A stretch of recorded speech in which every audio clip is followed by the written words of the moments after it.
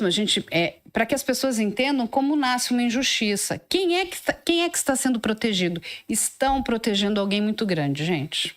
E se você curte esse tipo de vídeo trazendo informações importantes, já clica no botãozinho aqui para me seguir e não perder nenhuma novidade.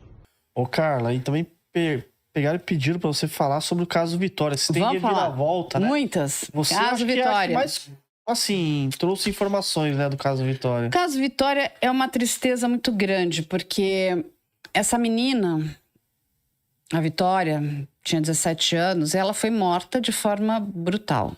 Assim, trabalhando, né? Voltando do trabalho. Ela estava voltando do trabalho, indo para sua casa, e ela não chega em casa. A família fez o que toda família deveria fazer, um boletim de ocorrência por desaparecimento. E depois de passados vários dias, o corpo da Vitória vai ser encontrado. Quem vai encontrar o corpo da Vitória é a GCM, lá de Cajamar. A informação que chega para a imprensa é que a GCM foi prestar apoio para encontrar o corpo dessa menina. Até aí, gente, não tem problema. Enfim, é um trabalho até humanitário. Pessoas locais também ajudaram a encontrar o corpo da Vitória. E aí vão começar a chegar as investigações, né? E, no primeiro momento, o que a gente recebe de informação, e eu vou repetir isso para vocês, é muito fácil, é só entrar também na internet, tá lá os montes no YouTube. O doutor Aldo, um seccional, porque assim, Cajamar é pequena, Franco da Rocha presta suporte ali para Cajamar. Vai prestar suporte e ele vai trazer a seguinte informação.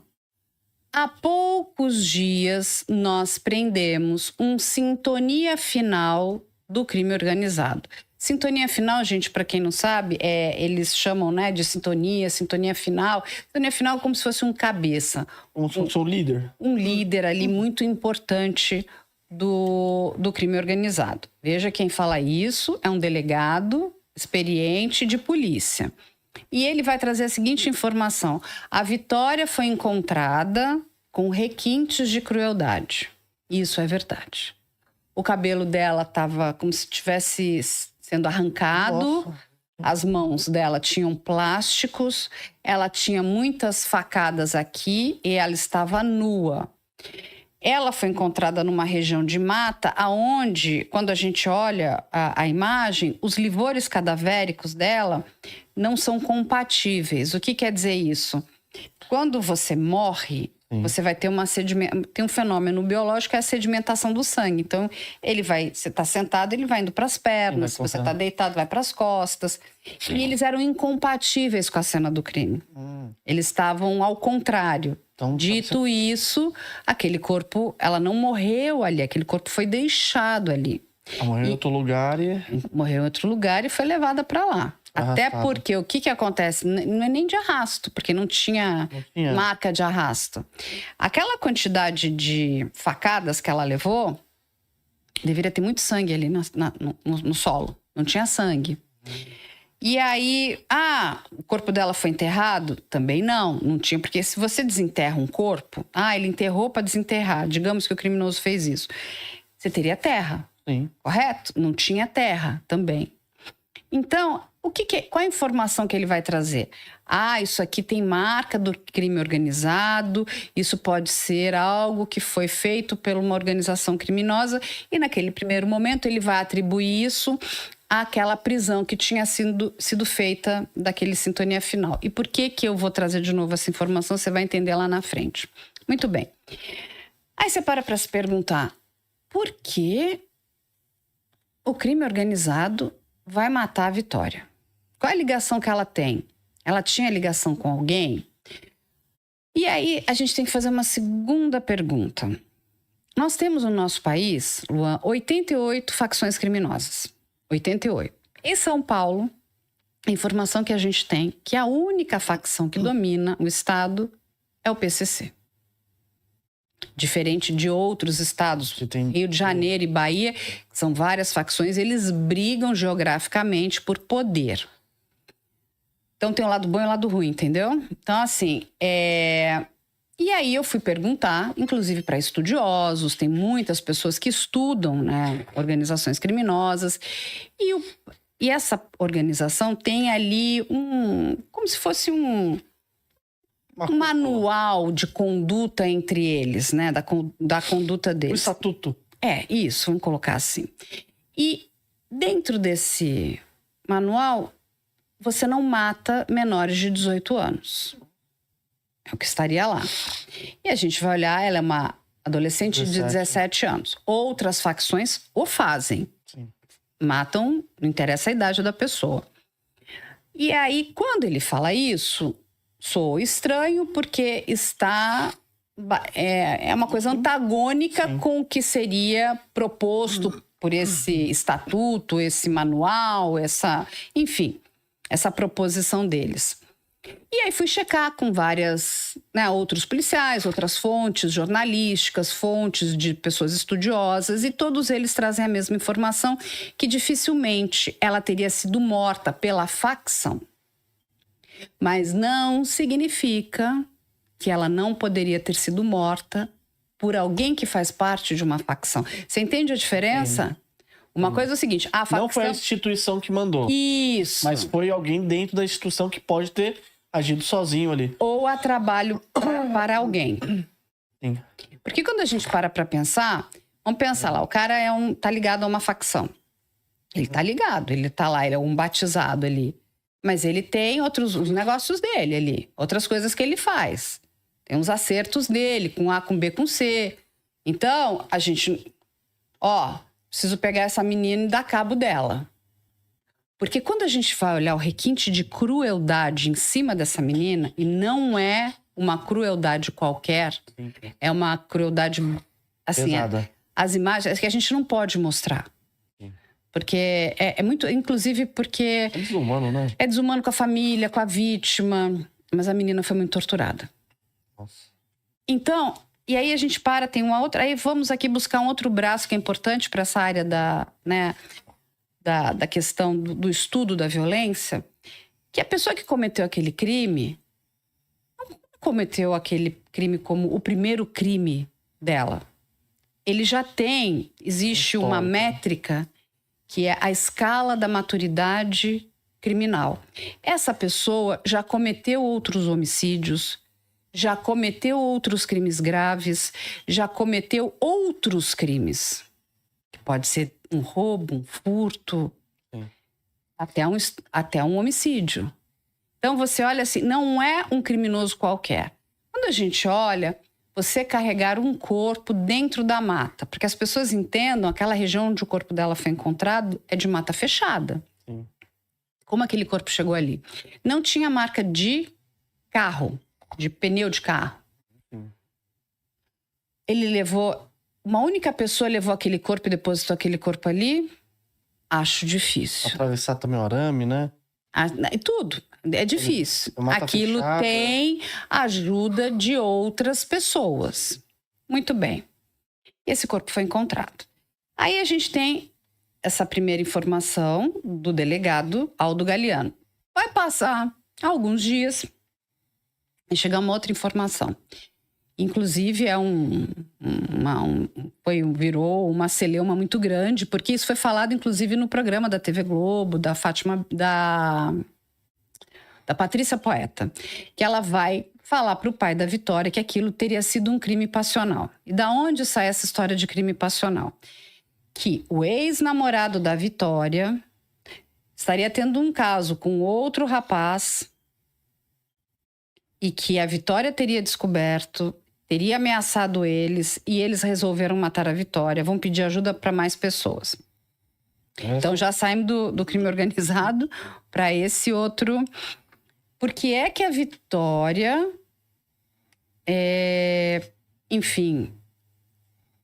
iria fazer isso com o ex-namorado e começa a... E será que isso é verdade? Será que o ex-namorado, de fato, tem um caso com outro homem?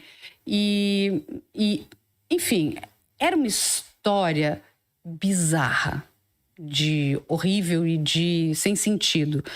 Porque, a gente aí teria que pensar na Vitória como uma menina muito maquiavélica, sabe? Então, olha, eu descobri que você tem um caso, que você não sei o quê, que você não pode sair do armário. Eu fiquei olhando, a troco de quê? Mas ela pediu dinheiro, o que ela queria? Teria uma troca financeira? Tem algum bilhete ameaçando? Olha, eu vou contar para todo mundo, eu quero que você me pague. Isso não existe nas investigações. Eu falei, isso não faz o menor sentido, mas a polícia pode abrir 500 linhas de investigação. Qual é o problema? É sair falando as linhas de investigação sem que elas estejam minimamente checadas. Aí vai passando isso para a imprensa vai replicando. Qual é o erro da imprensa? É não checar. Mas recebeu de fonte zero, fonte segura da autoridade policial. Aí a gente vai encontrar mais um outro problema, que é a colheita de material, né, de local de crime, a perícia, onde a gente vai ter ali vários repórteres dentro da cena aonde a perícia estava coletando vestígios. Isso não pode, gente. Porque nós atrapalhamos. Se eu chegar aqui, eu deixo a minha digital, pode cair um cabelo, eu posso pisar em cima de uma pegada de um suposto investigado.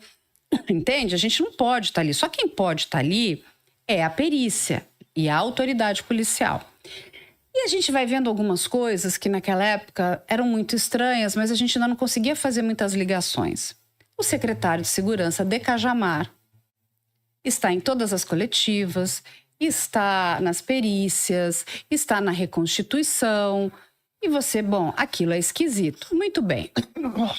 Aí, passado um tempo, resolvem, soltar, a autoridade policial solta a seguinte informação. Nós prendemos aqui um suspeito, que é o Michael.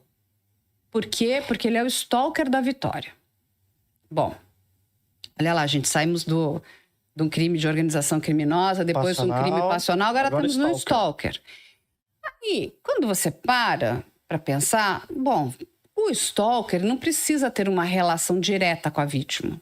Ele é um stalker daquela pessoa, né? Faz mais sentido. Uma menina, ela postou o horário que ela desceu do ônibus, enfim.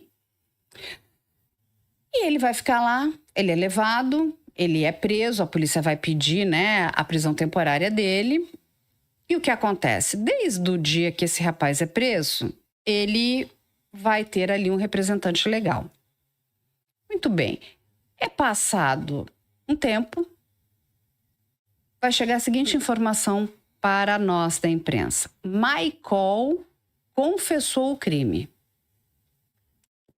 Ele confessou o crime e disse que matou a Vitória, porque a Vitória, ele é o stalker da Vitória, porque a Vitória contaria para a esposa dele, que eles estavam tendo um caso, enfim, também histórias ali meio que... E quando a gente está falando de uma investigação, a gente vai recebendo as informações, mas o inquérito ainda está em sigilo. Sim. A gente ainda não tem um material para pegar, para ler e para ver. A gente está só recebendo. E vai apurando para fazer... isso faz sentido ou não faz sentido? A história do stalker, dentre as três, é a que fazia mais sentido. Tinha foto dela no celular desse cara também, né? Exatamente. É isso que a polícia vai nos apresentar. Aí vamos ter várias coletivas. Tem coletiva de imprensa com o Ministério Público aqui de São Paulo, com a Procuradoria. Vai ter coletiva de imprensa com a polícia lá de Cajamar. É coletiva de imprensa que não acabava mais, porque é um caso que ganhou uma mídia muito grande. Muito bem. Aí o que a gente fica sabendo? Que essa confissão aconteceu à meia-noite. Passada da meia-noite. O que é completamente ilegal. Existe um horário, né? Até às 6 horas, ele tinha um representante legal. Então, ele tem o direito, se ele quisesse fazer a confissão, não que ele precisasse do advogado, né? Mas eu quero confessar. Tá bom, ele quer confessar. O que o delegado vai perguntar, você quer aqui o seu advogado junto com você? Né? Não, eu não quero, eu estou abrindo mão do meu advogado, eu quero confessar. Ele tem esse direito. Mas não é isso que aconteceu. Aí a gente descobre que à meia-noite e alguma coisa, dentro da sala de depoimento, estava uma advogada, funcionária da prefeitura, e o secretário de segurança. Bom, eu não sei o que o secretário estava fazendo lá, que não é local para ele estar. Quem faz o interrogatório e tudo isso é a autoridade policial, são as pessoas de dentro de uma delegacia. Eles querem acabar o caso. E aí, podendo, né, ter ali a presença do advogado constituído pelo investigado ali. E os advogados deles geralmente são bons desses casos, né? Aí, então, são. Aí o que vai acontecer? Entra essa história e... Enfim. E o caso fica meio morno, tá, Luan? Até que vem uma reviravolta. Esse homem, o Michael, ele vai escrever uma carta de próprio punho, dizendo que ele foi obrigado a confessar. E o pior, que a autoridade policial disse a ele que os advogados dele tinham abandonado o caso. Então, estariam ali oferecendo aquela advogada da prefeitura. Bom, ele escreve essa carta e essa carta, através da OAB de um representante da OAB de São Paulo, ele vem falar comigo e ele fala: Carla, eles querem entregar a carta para você. Eu falo: quero ver essa carta. E eu leio a carta. Quando eu li aquela carta, me deu uma sensação de um horror absoluto. Parecia que a gente estava voltando e vendo o caso Bruxas de Guaratuba. Porque assim, gente, eu não gosto dos criminosos. Eu acho que eles precisam ser punidos. Eu acho que eles precisam responder pelos delitos que eles cometeram. Não sou a favor da tortura. Não acho que esse não é o papel nosso como sociedade. Eles precisam, né, ser julgados, condenados e cumprirem as suas penas. Mas uma injustiça não. Porque aí... Estavam querendo acabar o caso ali? Porque aí o que acontece? A gente não resolve o caso. Nós temos uma adolescente de 17 anos que morreu de forma brutal. Quem é que matou essa menina? E por que esconde? Quem que está sendo protegido? Sim. Eu precisava colocar alguém. E aí, eu não conhecia os advogados do Michael, peço para falar com eles. E vou conhecer o Dr. Arthur. E peço para que ele me explique o que estava acontecendo. E ele vai me explicar. É de horrorizar. Porque eles nunca abandonaram o caso. Nunca. Naquele dia, inclusive, eles estavam na delegacia. O delegado vai dizer para eles: olha, por hoje encerrou, o preso vai continuar recolhido, vocês podem voltar amanhã. E depois que o advogado vai embora... Aí eles começam... Mas no final da noite, eles vão pegar o Michael, o que o Michael vai contar? Que vão pegar esse rapaz... Vão colocar ele num banheiro imundo, vão começar a fazer uma tortura psicológica, que vão transformar ele em louco, que não sei o quê, que imagina, olha o que aconteceu com a Vitória, pode acontecer com a sua mãe. E aí, o seguinte, é fácil, assume o caso. Tudo bem, aí eles vão gravar, eles tinham que gravar, né? A confissão. E esse rapaz está sentado, o delegado está aqui na frente e ele vai fazer a suposta confissão. E a confissão, numa delegacia, ela precisa ser voluntária. Eu quero fazê-lo. Eu não posso estar coagido a fazê-lo. Eu tenho que fazer de forma voluntária. E aqui no banco está o secretário de segurança e do lado está essa advogada da prefeitura. Eu lhe pergunto, você já viu o secretário de segurança acompanhar depoimento de preso? Eu nunca vi. Eu também nunca vi, a gente acompanha há mais de 19 anos. E vamos dizer o seguinte, não, mas esse secretário, ele é ligado, ele é, né? Gosta. Então ele vai em todos. Ou ele só foi no da Vitória? Por que nesse ele foi? Não, ele vem em todos. Ele é super presente, ele é um cara super proativo. Já passado da meia-noite, ele deixou de dormir para acompanhar um depoimento. Para acompanhar um depoimento? Não. Não. Entende? Aí tem coisa errada.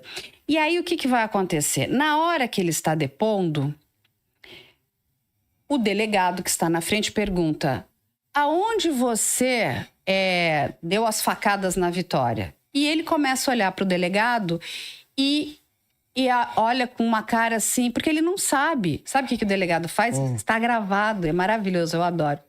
Aqui, ó. O delegado, tipo, dá uma... Faz aqui, ó. Aí ele fala, pescoço, pescoço. Aí vai ter uma outra parte, o delegado, né, conduzindo o que ele tinha que falar. A faca era como? E ele fica olhando assim também. Não sabe o que falar. Ele não sabe o que falar, porque era uma faca, era uma tesoura, era um punhal, era uma faca de serra, era uma faca lisa. E o delegado, uma faca lisa, né? Nossa. Aí ele faca lisa. Aonde você pegou a Vitória? Ele também não sabe. Aí ele fica olhando. Quem responde é o escrivão, no SPA, que é um lugar ali. Aí o delegado até dá um pito. É você que vai testemunhar? Você que quer sentar no lugar dele? Olha só. Quando você olha aquilo, porque aí o advogado me mandou as imagens. E ele ainda falou o seguinte: Carla, nós pedimos a íntegra dessa confissão. Bom, você começa do minuto 1 até o final. Quanto tempo demorou? 15 minutos, 20, meia hora? Então temos 30 minutos. Quanto é? Sabe como a polícia entregou? Entregou em 17 partes. Oxe, mais picado que salsicha. Exatamente. E ela foi entregando só foi entregando pequenas... Por que não entregou tudo integralmente? É um produto, gente, entendeu? É audiovisual, tá do 0 a 1. Aquele material não tem cadeia de custódia. Por que entregou picado? Eu também vou querer agora. Por que não entregou inteiro? Cadê o... eu vou querer um adoçante aí, né? Porque a vida já é doce. Por que não entregou o material íntegro? Exatamente, ué. Por que entregou picado? Mais picado que... E aí, ele vai me mostrar, ele me fala o seguinte: Carla, eu vou te entregar o processo não está mais em sigilo, você leia e pode me fazer todas as perguntas. Gente, eu adoro, obrigada, viu? Quem faz isso. Porque quem não tem nada a esconder... Não tem porquê. Ele me entregou o processo, eu li. Cada página que eu ia lendo ia me revirando o estômago. E ele vai fazer vários pedidos para que essas imagens sejam entregues integralmente. Não entregam. O Michael, na sua carta, diz o seguinte: a delegacia tem câmeras que comprovariam que levaram ele para esse banheiro, que ele vai falar um banheiro sujo. E ele pede também que essas câmeras sejam entregues. Você entregou? Lógico que não. E é feito esse pedido para a justiça ignora. Por quê? E aí você vai olhar uma confissão que é completamente armada. É estarrecedor aquilo que a gente estava vendo ali. E aí o rapaz não sabia responder nada. Aí vamos lá, no carro do tal do Michael, porque olha o que a polícia vai dizer. Falaram que ele... ela cheia de sangue lá, né? Ele matou ela no carro. Muito bem. Nenhum. No banco aqui do passageiro tem uma gota de sangue. Não existe uma gota de sangue da Vitória. Como? Como que ele matou no carro e não tem sangue? Não existe essa possibilidade. Geralmente quando cai sangue, espirra e aí joga aquela luz lá. E vai aqui, ó, por exemplo, digamos, ele entra nessas frestinhas assim, você pode ser o melhor limpador do mundo, você não vai conseguir tirar, mas você conseguiu tirar tudo. Eu queria saber quem é o lavador de carro do Michael, porque, gente, não tem uma bactéria. Aí o que acontece? A hora que você jogar o Blue Star, que é o reagente, tudo brilha, mesmo limpo. Sim. Você pode estar branquinho, ele vai brilhar, ele vai começar... Acabar... Exatamente, não tem uma mancha. E aí vamos para casa do Michael. A equipe de perícia que fez a perícia não encontrou nada. Sabe o que aconteceu? No dia seguinte tinha outra equipe. Usando os mesmos materiais. Aí encontraram. Nossa, aí começaram a encontrar... Aí eu te pergunto, que investigação é essa? Porque a gente tem que entender o seguinte, a máquina de moer carne do sistema penal, ela é horrível. E todos nós, como cidadãos, nós precisamos ali sermos muito firmes. porque ela tem que ser corretíssima. A gente está falando da privação de liberdade de pessoas. E a gente precisa, assim, levar, né, para que enfrente a justiça os culpado, verdadeiros culpados. Quem está sendo privilegiado ali? Quem? Aí eu pedi a ficha criminal do Michael pro advogado. Falei, você me mandava? Ele, lógico, tá aqui. Nunca cometeu um crime. Eu falei, não é possível. Com essa tamanha bizarrice de cena do crime, não é possível. Então nada encaixa com nada. Entendi. Nada encaixa com nada. E aí, o que aconteceu, né? Com todas essas informações, isso tudo é muito grave para que as pessoas entendam. Começou uma fase que ele foi denunciado pelo Ministério Público com base naquela investigação que eu não sei como o Ministério Público não parou aquilo. Falou, não, daqui para frente não dá não, né, gente? Isso aqui tá horrível. Sim. Cadê o material inteiro para eu assistir essa confissão do Michael? Eu quero ver. Ele entrega esta carta. O que é que eles estão fazendo? Aí vai ter o depoimento para o juiz. Essa é uma parte maravilhosa. E eu assisti todos esses depoimentos dos delegados, dos investigadores. E lembra que eles falam que tudo no começo a linha de condução era uma facção criminosa? Sim. Muito bem. Aí vão perguntar. Então, os senhores poderiam explicar essa linha de investigação de uma facção criminosa? Ah, não, lá não tem facção criminosa. Ué, mas vocês tinham prendido uma pessoa dias antes. Afinal... Cajamar, então, não tem facção criminosa. Não tem. Não tem, é o que eles vão falar. Aí vão perguntar os nomes, né, dos investigados. Não lembro. Eles não lembram nada. Eles não sabem nada. Não tinha... Eu falei, gente, o que está acontecendo ali? Uma piada, né? Sim. Aquela sessão de depoimentos é desastrosa. Porque o que eles estão depondo ali é completamente diferente do que eles falavam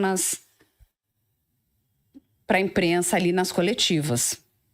Entende, Luan? E aí, o que acontece? Com isso, é porque o caso acabou gerando mais revolta na sociedade. Porque a sociedade quer, sim, que o culpado apareça culpado, e pague, né, perante a justiça pelo crime que ele cometeu contra esta menina, contra esta adolescente. É o Michael?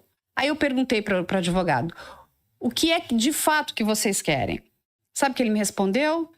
A única coisa que o Michael está pedindo é que este caso vá para um departamento especializado, um DHPP, né?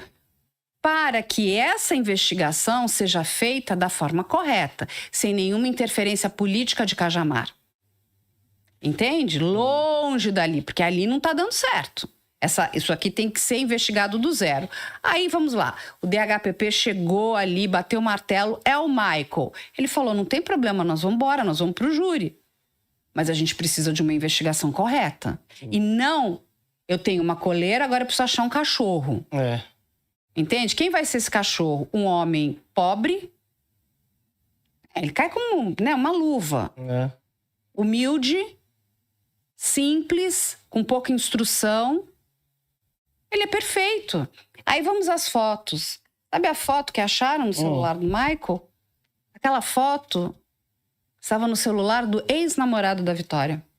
Como que foi parar no celular do Michael? Então ele nem tinha foto dela? Não. Tem uma foto que ele está segurando uma arma que a polícia mostra. A gente fez uma busca reversa. Essa foto é uma foto americana. Nossa Senhora. Uhum. E aí eu vou perguntar de novo a questão das fotos no celular dele. Quando um celular é apreendido, ele precisa ser periciado. Ele vai para o Instituto de Criminalística para que essa perícia seja feita. E válida, né? Exatamente. Eles vão lá, eles têm aparelhos incríveis, softwares maravilhosos, e um deles é o Cellebrite, que é uma tecnologia israelense, para fazer toda a recuperação de dados ali dentro. Sabe onde foi feito? Dentro da delegacia. E o que acontece?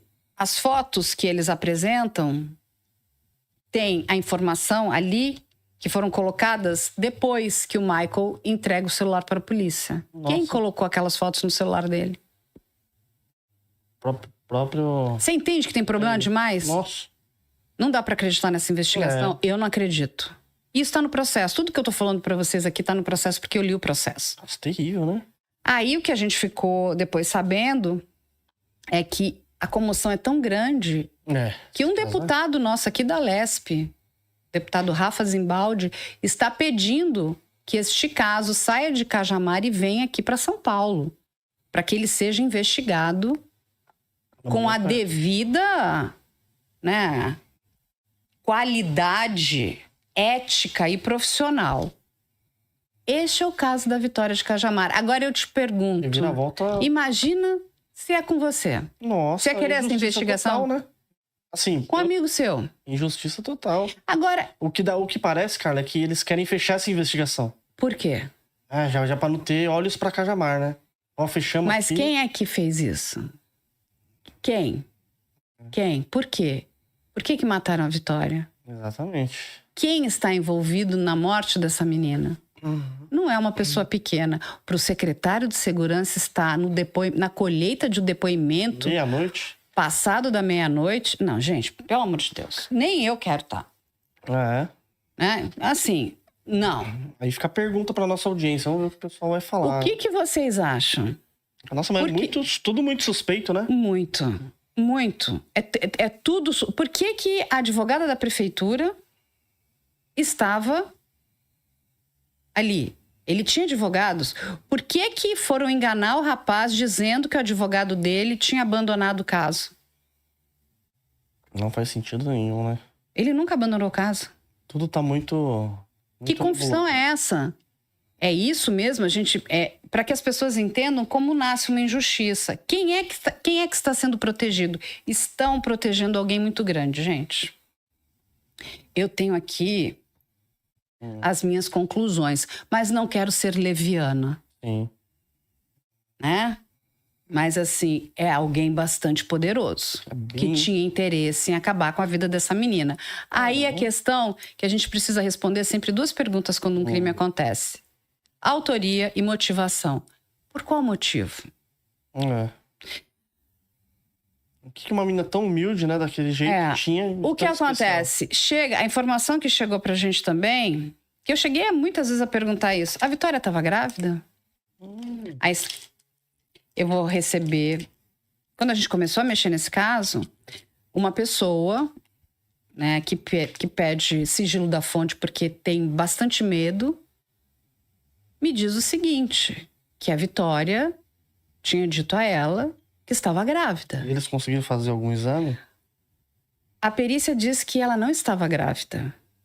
Perícia feita em Cajamar. Feita em Cajamar. Então, assim, ela estava grávida ou não estava grávida? A informação dessa pessoa é correta ou não é? Gente, tem que começar tudo do zero. Tudo do zero. E às vezes ela... Tudo do zero. Porque aí começa a fazer sentido. Sim. Nossa. E uma menina, de novo, simples também. Porque ela é uma menina simples, trabalhadora. Mas essa é a farsa. E olha, me dói o coração porque eu adoro a polícia. Eu sou a pessoa que mais defendo a polícia, mas já disse... Você vem aqui, você... Defendo o bom trabalho da polícia. Agora, quando fazem coisa errada, eu não vou defender, não. Tá certo. Não vou, não. Sabe por quê? Porque hoje é o Michael, amanhã é o João, depois é o Pedro. Quantas injustiças a gente vai ver? Não, você vai procurar o verdadeiro culpado. Não interessa quem seja, pode ser, né, o presidente da República. Ele tem que responder. É verdade. Se ele cometeu um crime, tem que responder. Não dá, não tem história de ficar cobertando os outros. E chega num momento que o último bastião para essas pessoas é a imprensa. Porque quando o mínimo que você espera é que, de fato, a polícia faça uma boa investigação, que ela investigue o caso direito. E não force uma confissão, sabe? Não entregue as provas da forma correta. Tá tudo errado. Tá tudo errado. Tudo errado.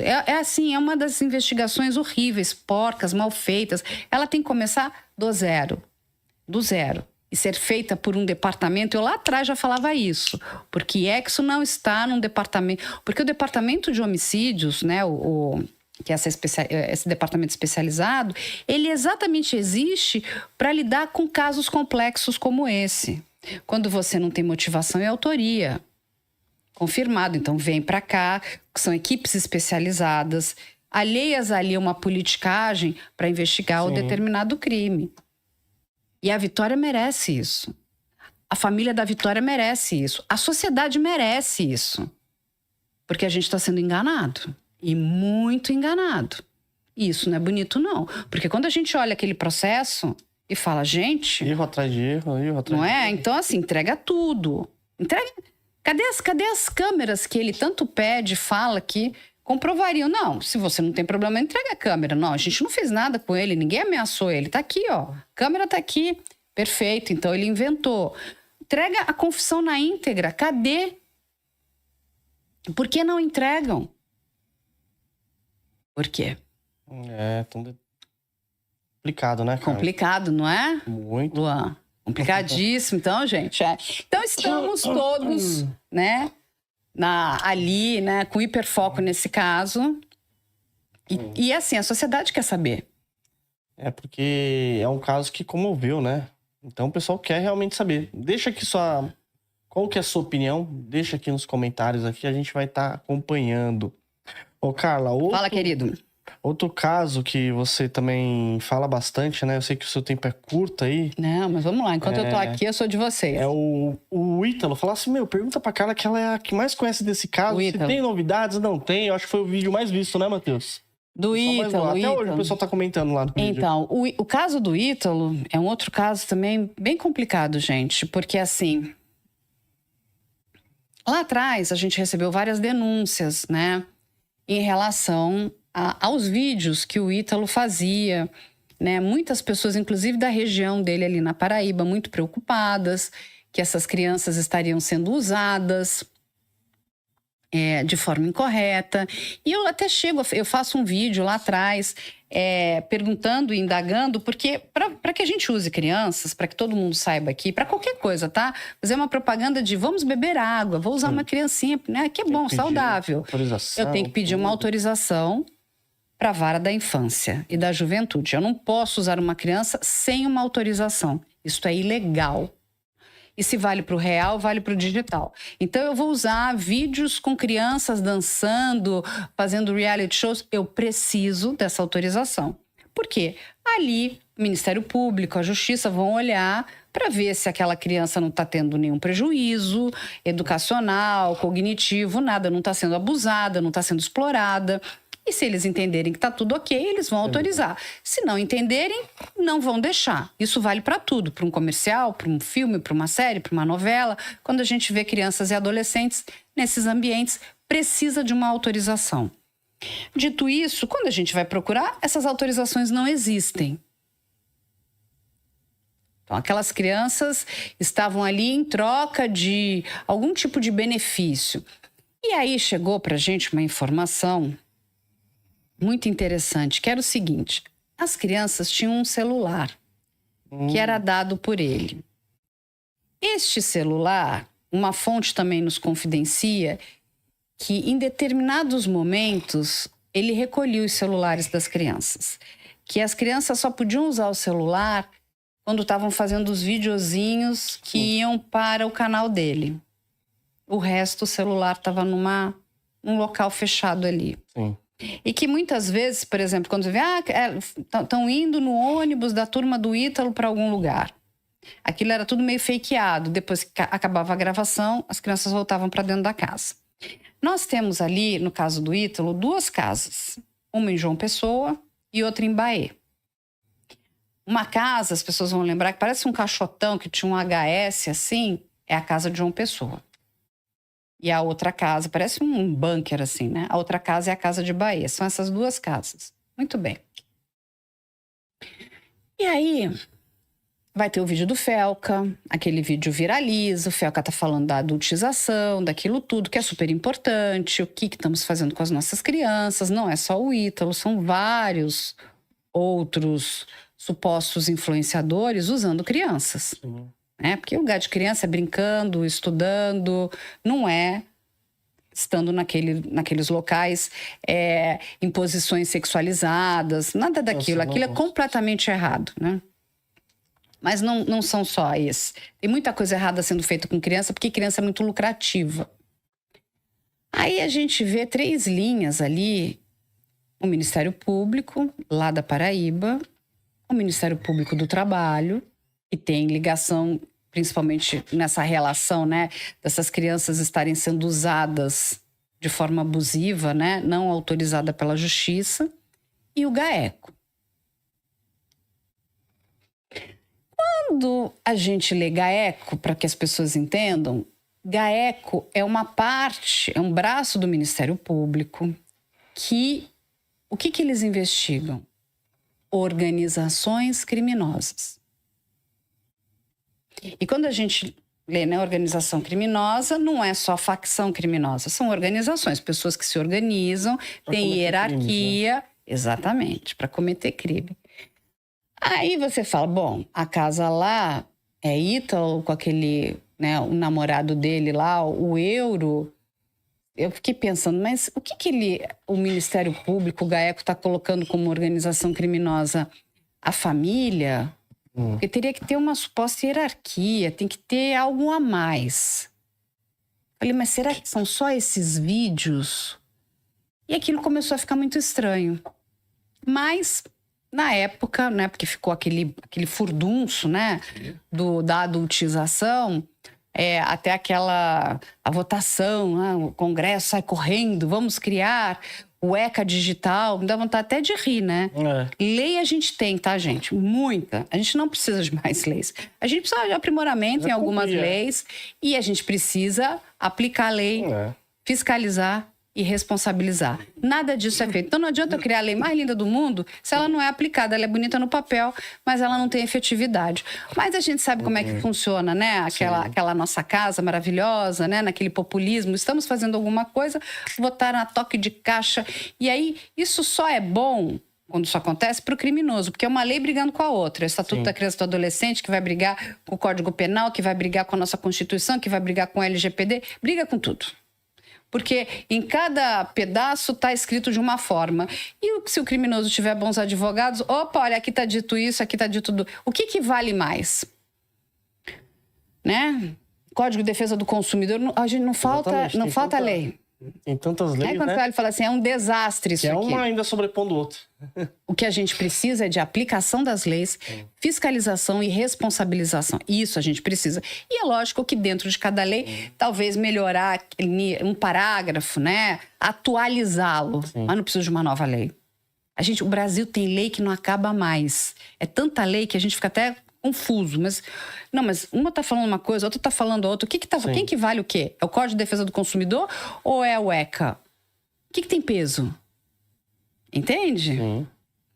Bom, dito isso, a gente recebeu uma informação lá atrás de uma mulher que tinha denunciado o Ítalo, uma cabeleireira.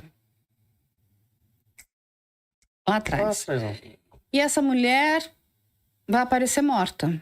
Nossa. Cometeu suicídio. Suicídio? Estranho, né? Muito estranho. E todos os posts que ela tinha feito em referência a ele, do que ele estava fazendo, porque essa mulher já estava denunciando, olha a quantidade de gente que já vinha denunciando, muito antes do Felca. Muitas pessoas pequenas, com as suas redes pequenas, tentando fazer de tudo ali para fazer denúncias. Os posts tinham sido apagados, mas graças a Deus a gente tem os anjos da internet que conseguem, né, ter os materiais antes que alguém suma com tudo, né? Sim. E a informação que a gente recebe é que essa mulher tinha sido forçada a apagar os posts e depois vai se suicidar. Ela se suicida. Falei, estranho isso, hein? Estranho. Muito bem, a gente tem essa história aqui, tá? Que chega. Aí, investigando, todo mundo investigando ali, né? A equipe toda, a gente começa a ver Ítalo. Porque assim, deixar bem claro para todo mundo. Ítalo aparece na vida do investigação criminal porque as pessoas começaram a denunciar. Que assim, é o tipo de Acho aqueles vídeos horríveis, acho tudo aquilo horrível. Não é algo, né? Tipo, olha, vamos acompanhar, né? E quando a gente começa a investigar, a gente encontra ele em festas no Rio de Janeiro. Festas no Rio de Janeiro. Festas promovidas pelo Comando Vermelho. Lá e lá. Inclusive, em uma dessas festas, ele apanha. Ele toma uma surra. Apanha na festa? Toma uma surra. Quem era o dono da festa? Um traficante bastante poderoso. Índio do Lixão. Índio do Lixão? Índio do Lixão. Lá do Rio de Janeiro. Lá do Rio de Janeiro. Muito bem. Passado um tempo, vai chegar a informação de que a polícia do Rio de Janeiro prendeu um deputado estadual, TH Joias. Deputado que lavava dinheiro para o Comando Vermelho. Quem está com o TH Joias? Ítalo. Nas festas. Aí você começa a ligar os pontos. Gente, é só ser inteligente. Vamos lá. Rio de Janeiro, GAECO. E aí a informação que chega é que o Ítalo havia pedido ajuda a essa facção criminosa para dar uma pressionada em pessoas que estavam denunciando ele. Por que ele teria ligação com faccionados? O que ele está fazendo numa festa de um faccionado? Uma pessoa que supostamente trabalha com crianças. E até perigoso, né? Uma pessoa famosa. Qual é a ligação? Né? Até então, a gente está no campo, né, de estudo e de achismos. Mas por quê? Entende, Luan? É muito estranha essa ligação de todos eles. Sim. Mas aí acende a luz, né? Opa, GAECO. E se tem GAECO, a gente tem toda essa ligação aqui, é porque isso, o que levou o Ítalo a ser preso e a estar preso, não é a adultização, é algo muito mais sério. Então ele não foi preso por adultização, foi outro... Nem tem lei de adultização. Deixar claro isso para as pessoas. Então foi outro... Foi. Ele está lá por conta do Ministério Público com braço de investigação do GAECO.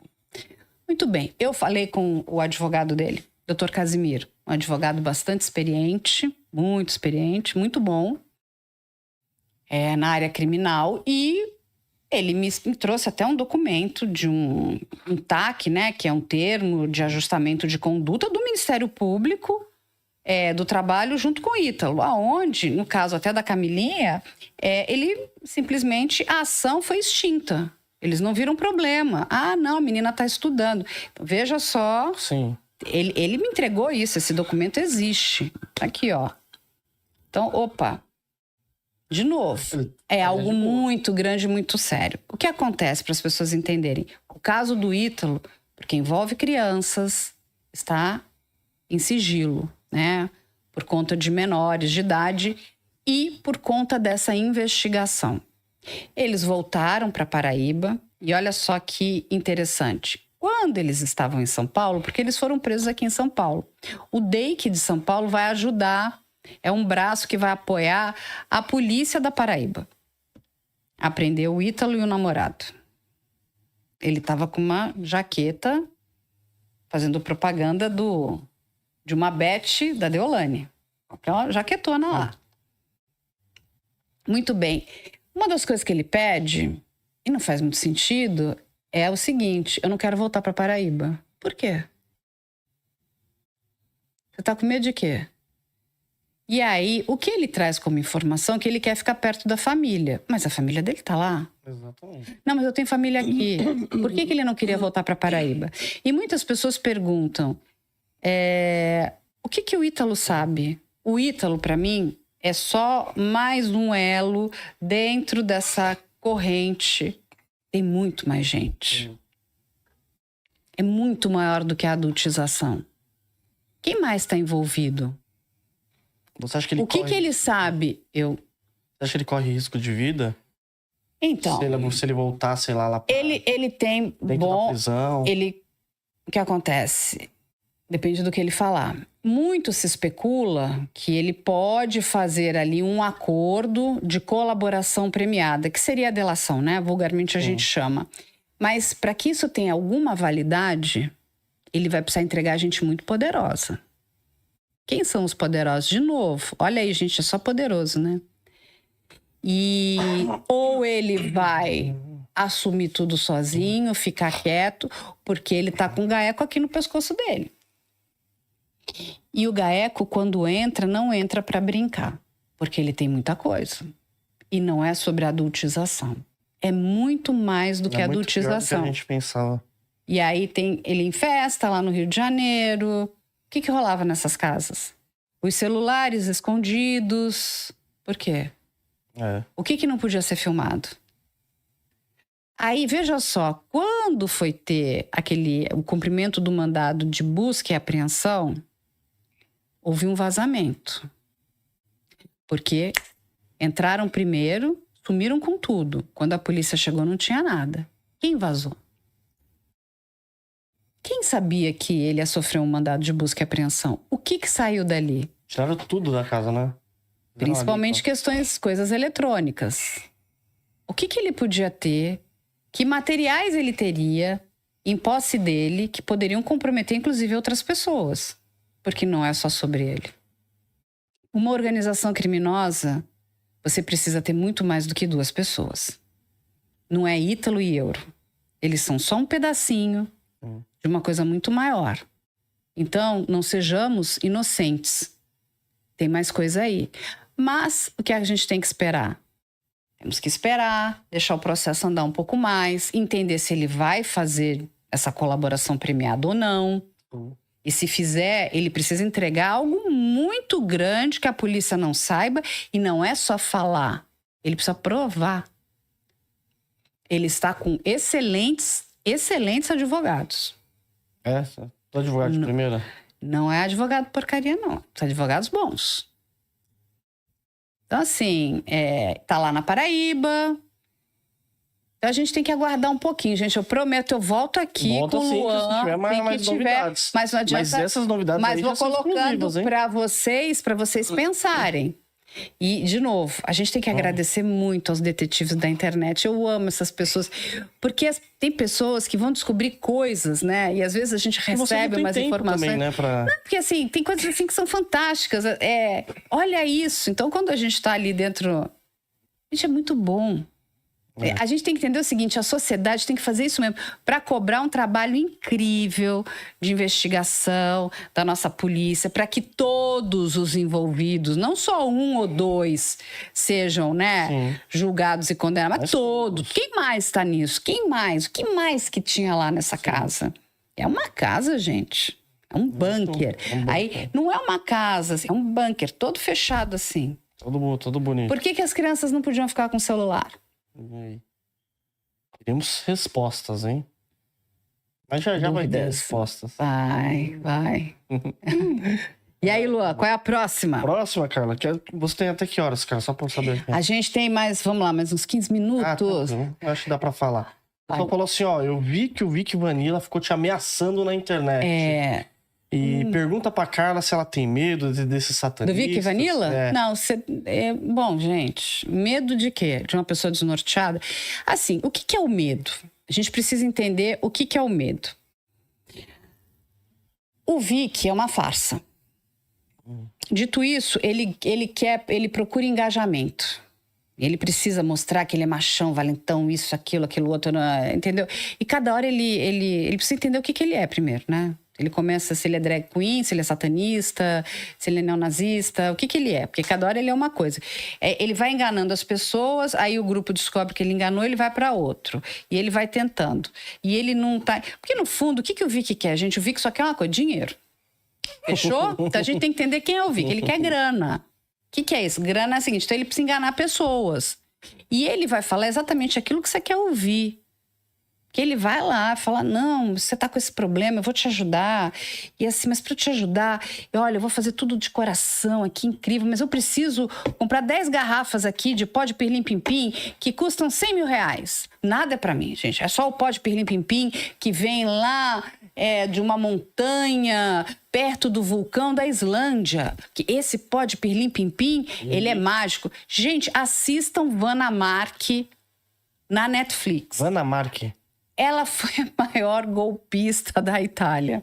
Muitas vezes o Vic me lembra ela. Só que ela, pelo menos, ela fazia uma coisa mais chique, né? A Vanna Marchi. Ela não ia fazer, enfim, essa coisa Vic Vanilla, né? Então, assim, ele é uma pessoa... Ele é tão corajoso, uma pessoa tão corajosa. Veja só um corajoso, que nem ele não está nem no Brasil, né? Ele tá fora, né? Primeiro estava na Lituânia, agora está tentando ficar na Croácia. Ele podia tentar ajudar lá na guerra, né? Vai que, né? Um drone de um lado ou de outro fazem, né, um bem à humanidade, né? Ou um drone croata, um russo, né? Fazem... Mas é que, na verdade, ele fica bravo, assim, fica falando de você, porque você revelou muitas coisas dele, né, cara? Exatamente. Porque ele sabe que eu sou séria. E ele sabe por que ele faz isso? Porque ele é uma farsa. Que não tem nada a dever, não é? Ele sabe que ele é uma farsa. Ele sabe que ele tirou dinheiro daquelas pessoas. Ele sabe que ele engana as pessoas. E ele não é burro, tá, gente? Porque ele vai aonde? Ele vai no místico, no oculto, ele vai na fé. Então ele vai numa parte que é muito... Cada um tem a sua fé, né? E assim, é muito particular. Não é algo... Então, assim, ele vai primeiro, né? Ele é inteligente, ele vai querer te ajudar. O que ele fez com todas as pessoas. E depois ele foi dando golpe nessas pessoas. Que ele vai fazer. E ele começa, né? Ele tem uma habilidade. Ele lembra também um pouco... Assista um outro golpista maravilhoso, que é um coach. Que é o daquela seita Anexium. E também se não me engano, tem na Netflix e tem na HBO. Ele foi condenado a 120 anos de prisão nos Estados Unidos. E lá, 120 anos são 120 anos. Não sai nunca mais, né? Exatamente. O que ele fazia? Ele aplicava golpes. E ele usava a inteligência dele. Então, você falava coisas inteligentes para ele, ele pegava aquilo como uma esponja e saía falando aqui para o outro público. Então, as pessoas achavam que ele era muito inteligente. Não é nada inteligente. Ele só era um repetidor. Aí, o que ele vai? Como ele entra nessa coisa do oculto, que ninguém consegue provar muita coisa, né? Existe vida pós-morte, existe ET, existe vampiro, existe, sei lá, lobisomem. Ele diz que tudo isso existe. Aí o Gogomor, que não sei o quê, porque vai entrar numa galáxia, tem um portal que você, entendeu? Você esbarra no portal. E ele vai falando, porque ele quer fazer o quê? Confundir a tua cabeça. Sim. Outro dia eu tava olhando e falei assim, gente, ele realmente deve tomar algum remedinho estragado de manhã, porque ele sai ali falando um monte de coisa que não tem nada a ver com nada, só que ele pega pessoas muito vulneráveis, que estão emocionalmente debilitadas, e vai e segura e fala, me dá tua mão aqui que agora eu vou te proteger. E fica prometendo coisas que não vão acontecer. Aí promete que a pessoa vai melhorar financeiramente, igualzinha a Vanna Marchi. Ela é entregar os números da sorte. A Vanna se juntou a um filho de pai de santo lá na Itália. A danada mulher foi achar um filho de pai de santo. E eles aplicavam golpes em muita gente. Vale uma série muito boa. O pai de santo, a hora que viu que o negócio ia dar ruim, voltou pro Brasil, saiu fugido de lá. Elas foram condenadas. Hã? Ele falou o quê? Eu vou sair daqui. Que é o Francisco. Mas é uma série maravilhosa. Ali você vai entender quem é o Vic. Vic é um golpista. O que o golpista quer? Dinheiro.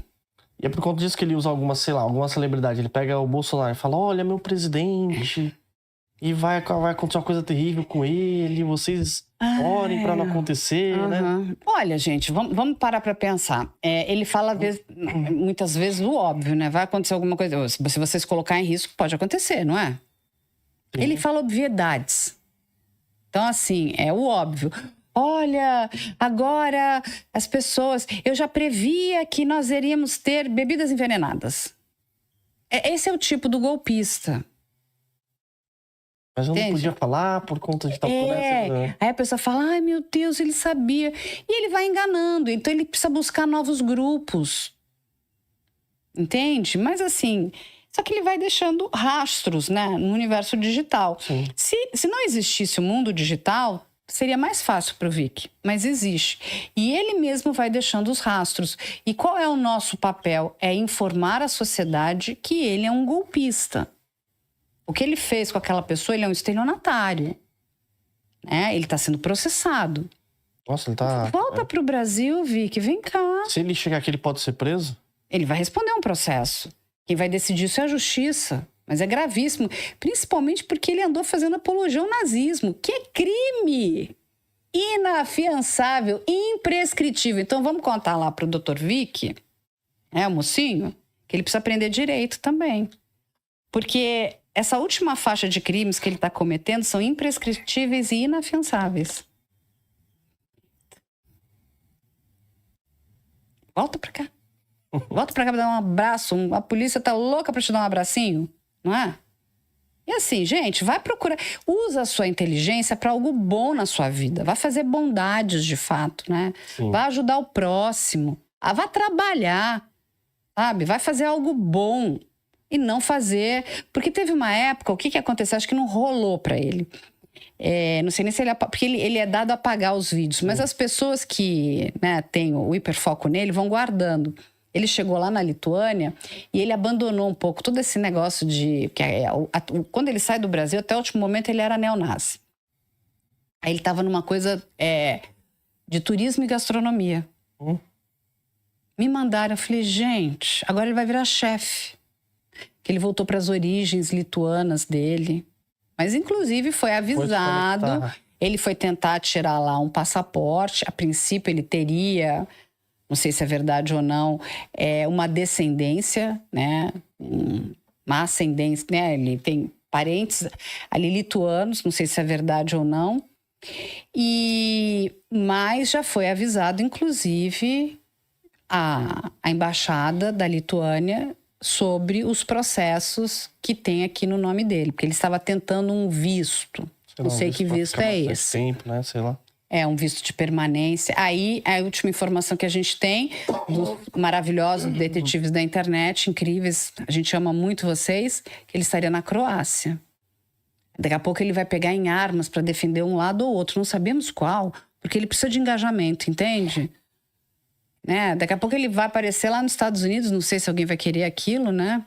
Então, assim, ele vai indo. É uma pessoa completamente descoordenada na cabeça. E, assim... E dependendo do solo em que ele cometa crimes, que entenda o seguinte, não interessa que ele é brasileiro. Se ele cometeu crimes nos Estados Unidos, dependendo do local, é prisão perpétua. É pena de morte. Mesmo que não ocorra um homicídio. Nos Estados Unidos é uma coisa diferente. Lá tem... O buraco é mais embaixo. É muito mais embaixo. Entende? Então, assim, é isso. Mas o que ele é isso. Agora, medo todos nós temos. Eu tenho medo do Vic? Não tenho. Acho ele uma piada pronta. Ponto. É isso que eu acho dele. Também é que, na verdade, você tem medo como um contexto como um todo, né, Carla? Porque você acaba trazendo muitos casos, né? Mas você sabe que eu vou falar uma coisa pra você. Mas até que você não pega na... Eu trato, uma vez... Você trata o caso, né? Você não trata a pessoa. Não, exatamente. Eu vou te falar uma coisa. Eu conheço muitos advogados. Inclusive advogados que têm clientes que são... de facção criminosa. Uma vez eu ouvi de um deles, falou assim, Carla, o meu cliente sabe que cometeu crime. E ele sabe que se ele for pego, ele vai ter que responder. O que eles não gostam? De serem tratados com desprezo, como chacota, porque aí você está humilhando aquela determinada pessoa. Dele, né? Mesmo ele sendo então, e ele é um criminoso muito perigoso. Mas eles respeitam os jornalistas que tratam a história com respeito e com integridade, dando direito ao contraditório. Então, é em cima desse pilar que eu penso o meu trabalho. Primeiro, a gente tem que dar direito ao contraditório, a pessoa tem o direito de falar, né? Não é só um lado, senão está tudo enviesado. Sim. E tratar os casos com respeito. Porque não cabe a mim julgar, não sou eu quem julgo. Quem julga é a justiça. Verdade. Se aquela pessoa cometeu um crime, quem vai julgar é a justiça. Os nossos olhos, isso é muito importante, porque a gente está ali olhando se tem algo de errado, se alguém está sofrendo alguma injustiça. E a gente tem que, né, trazer e elogiar o trabalho dos bons policiais, dos bons profissionais, dos bons advogados, dos bons promotores, dos bons juízes. Agora, quando também não fazem um bom trabalho, a gente vai falar. E não é só a Carla, Luan, é um monte de gente.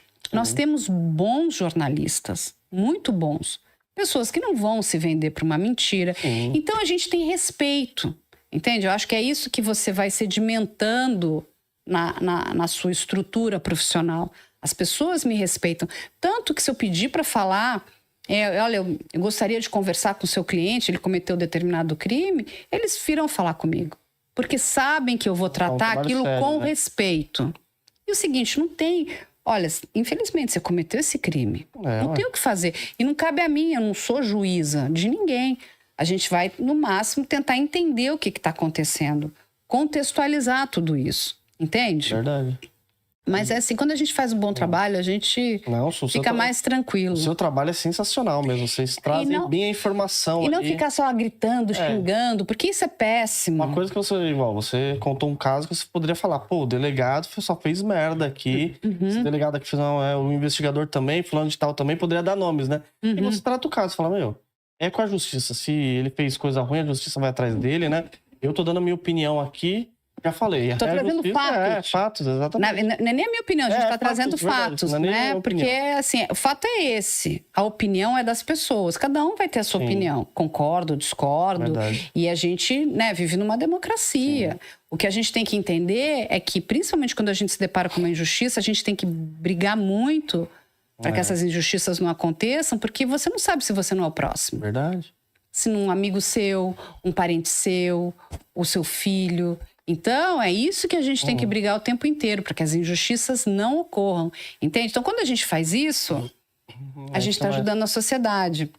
E eu sempre falo, se coloque no lugar desta pessoa que está sentada lá. Sim. Era essa investigação que você queria? De jeito nenhum, isso você fala, de jeito nenhum, né, Carla? Então, se você não quer para você, a gente não pode querer para ele. E a gente precisa descobrir quem são as pessoas que cometeram aquele crime e por quê. Para analisar ações, BDRs, fundos imobiliários, acesse a plataforma do Investidor 10. Inclusive, para você gerenciar a sua carteira, saber quantos de dividendos você vai receber. Inclusive, eu deixei a carteira da minha filha, a Laurinha, ela tem 3 anos e já invisto para ela. Todos os ativos tá no link aqui embaixo.